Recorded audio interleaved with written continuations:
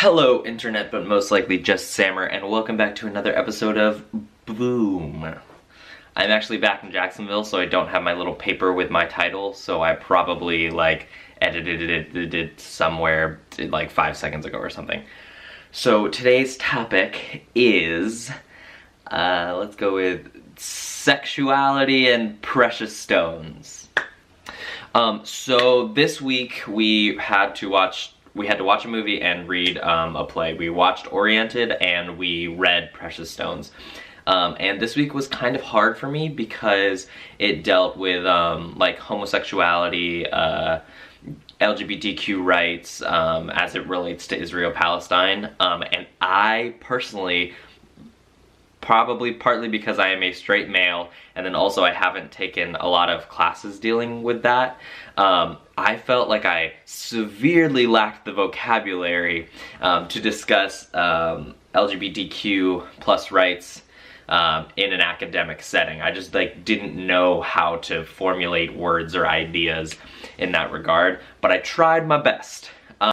So I feel like one of the main ideas about this week was kind of contentious identities. So in the sense that, does one identity of a person have primacy over another one? So for example, in Precious Stones, there were the two main characters. It was Lila, and Andrea.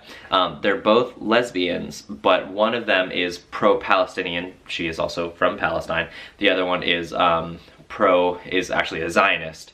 And it's interesting to see the interaction as one identity seems to supersede another in their talks with each other, because they are also both attracted to each other.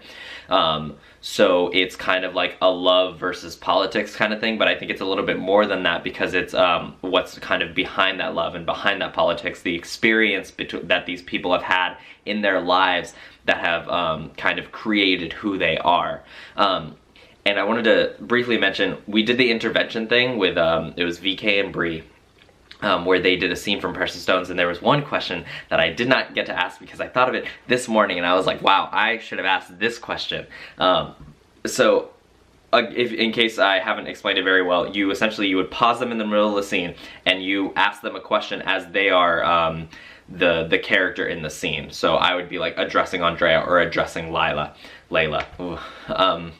And so what I would have asked VK, who was playing Layla, who is the Palestinian, I wanted to ask her if part of what happened in the scene is whether or not like the Holocaust is, she says that the occupation of Palestine is in the present tense, like that horror is in the present tense, whereas the Holocaust is in the past tense.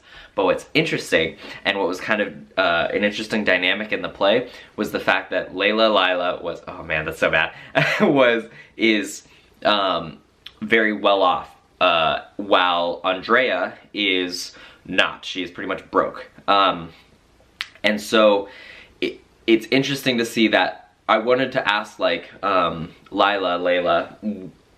what her thoughts are on the fact that despite the Palestinian occupation, she is very well off along with Samir, whereas Andrea, almost as a direct result of the Holocaust, is kind of broke because of what her parents went through.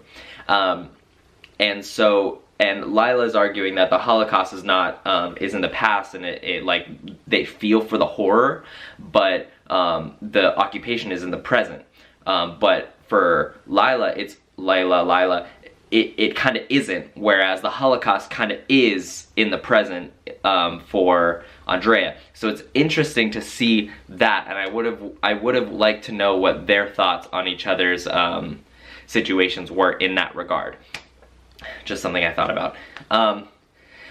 Aside from that, a very interesting class in my opinion, and I learned a lot about the LGBTQ community that I did not know, and I was able to participate in the discussion about it as it relates to Israel-Palestine, although we kind of veered off and started talking about more about kind of just what it means to be LGBTQ and whether or not we should impose like a Western ideals on possible Eastern ideas of what it means to be LGBTQ. Very interesting stuff.